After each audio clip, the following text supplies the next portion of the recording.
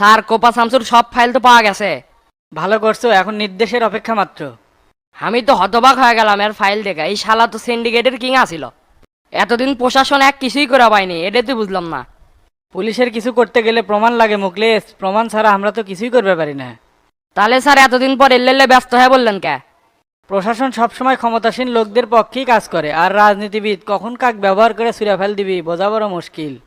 কেননা দিন শেষে তারা স্বার্থপর। আপনি ঠিকই কথা স্যার, এখনকার নেতারা সবচেয়ে খারাপ। বাংলা সিনেমার রাজীব একটা ডায়লগ দিছিল, 100 শয়তানের হাড্ডি দিয়ে তৈরি হয় একটা নেতা। কিছুই করার নাই, পুলিশের চাকরি করতে গেলে নেতাগিরে কথা শোনাই লাগবি। ওই যে একটা কথা আছে, জলেত বাস করে তার কুমিরের সাথে লাগা যায় না। তাহলে স্যার কোপা শামসুক কি গ্রেপ্তার করবো? শামসুক গ্রেপ্তার করা এত সোজা লয় মুকলেশ। এখন চুপচাপ থাকো, উপর থেকে কি নির্দেশনা আসে সেই অপেক্ষায় আছি। বুঝে গেছি স্যার, কোপা শামসু নিশ্চয়ই কারো পাকা ধানে মই দিছে। তোমার এত বোঝা লাগবে লয়, ডিউটি অফিসারে কেটে পেটে দাও তো। ওকে স্যার, পাঠাচ্ছি।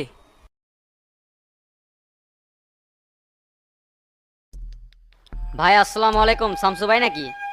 ওয়ালাইকুম আসসালাম, কে বলতেছেন? ভাই আপনি আমাকে চিনবেন না, আপনার আমি শুভাকাঙ্ক্ষী।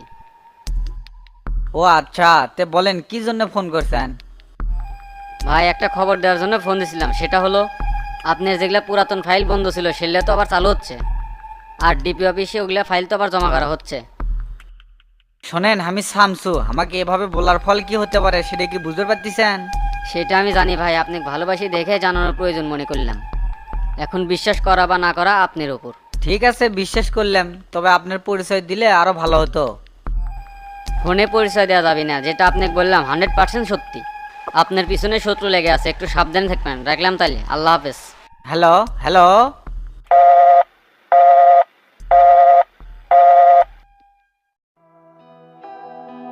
ঘটনা কি, এই লোক যে কথা বললেন কলো সত্যিও তো হতে পারে, আবার মিথ্যাও হতে পারে। আর তার মিথ্যা বলেই কি লাভ, সত্য বলেই কি লাভ? ঘটনা সব বুঝতে পারছি, এলে সব এমপির চাল। শালার বেটা তলে তলে আমার সাথে ইনকে শুরু করে দিছু, এর ফল কিন্তু ভালো হবি না। ওস্তাদ কি আছে, একলা একলা কার সাথে কথা কন? পানি তো অনেক দূর গড়ছে রে টেরা, তার রূপা কি করে? দেখলাম ভাবি তো শুয়ে আছে, ঘুম পাড়িচ্ছে মনে হয়। টেরা হামাগলে ঢাকায় ষড়যন্ত্রের কোনো নির্লক্ষ্য আঁকিচ্ছে মনে হয়। আমাকে রে আটকানোর জন্য অনেক বড় চাল চালিচ্ছে। কিসের ষড়যন্ত্র কিছুই তো বুঝলাম না, আর কেরাই বা করিচ্ছে? কি হচ্ছে আপনার, না খুলে গন তো।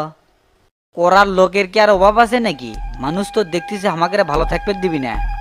এভাবে তো আর থাকা যায় না রে টেরা, আমার তো আবার পুরাতন রূপে ফিরে যাওয়া লাগবে। ও বুঝে গেছি, এটা এমপি ছাড়া কারো চাল না। ওই এমপির এত বড় সাহস কেমনে হলো? আপনি কি এখনো চুপ থাকবেন নাকি মাঠে নামবেন? শালার এমপি কি পাগল হয়ে গেছেন নাকি? এর ফল যে কি খারাপ হবে এটা চিন্তা করেও পাবি না। ওই শালাই তো সবকিছুর মূল। আপনি ওকে ফোন দিয়ে কথা কন, তাহলেই তো সবকিছু ক্লিয়ার হয়ে যায়। ফোন দিয়ে কথা কলে কি সবকিছু স্বীকার করবি? উনি হলো সেই চিকন বুদ্ধির লোক।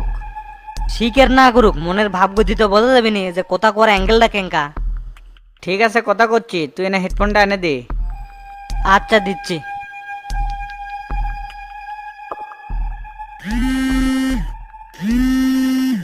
কি ব্যাপার, শামসু আবার কিছু ফোন দিল, রিসিভ করি তো। কি হাবিব ভাই, খবর কি? খবর তো ভালোই, তা তোমার কি খবর কও? আর খবর জিঙ্কে থসেন, পেছনে কুত্তর দল খালি ঘেউ ঘেউ ঘেউ ঘেউ করতেছে। জ্বলন্ত ভ্যাকসিন লে দাঁড়িয়ে আছি।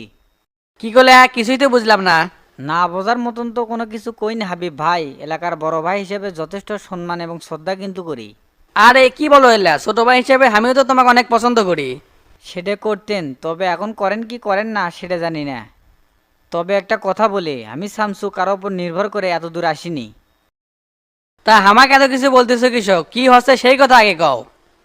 বলতেছি এই জন্যে, কেউ যদি আমার পেছন থেকে শত্রুতা করে তার অবস্থা কী হবে সেটা কিন্তু আপনি ভালো করেই জানেন। কারো বুকের পাটা থাকলে সামনাসামনি এসে যান কথা কয়। তোমার কি মনে হয় আমি তোমার সাথে শত্রুতা করছি? শত্রুতা নয় তো কি, যেখানে আমি ইনভলভ আছি এটা জানার সত্ত্বেও আপনি তো তার জামিন করার জন্য উঠে পড়ে লাগছেন কৃষক। এক কাল ফিটেক আপনার বাসা তারা এসে রাগে হাইকোর্ট দেখাচ্ছেন। শোনেন হাবিব ভাই, একো বা শামসুর সাথে আপনি লাগতে আসেন না, এর পরিণাম কিন্তু ভালো হবি না। শোনো শামসু, মাথা গরম করে কোনো কিছু চিন্তা ভাবনা করা ঠিক না। আমার মনে হয় তোমার কোথাও ভুল হচ্ছে, তারা হচ্ছে আমার কর্মী, এমন অবস্থায় তাদের পাশে না থাকলে দলকে হ্যাঁ করে চালামো। সব আমি বুঝে গেছি। আপনার বিরুদ্ধে শামসু যুদ্ধ ঘোষণা করলো, দেখি কার দূর কত দূর। কি করছো এলে? তোমার মাথা মতো কি ঠিক আছে? আপনি ইনকে করে আমার সাথে পাল্টে নিলেন, কাজটা মোটেও ভালো করলেন না, রাখলাম তাহলে।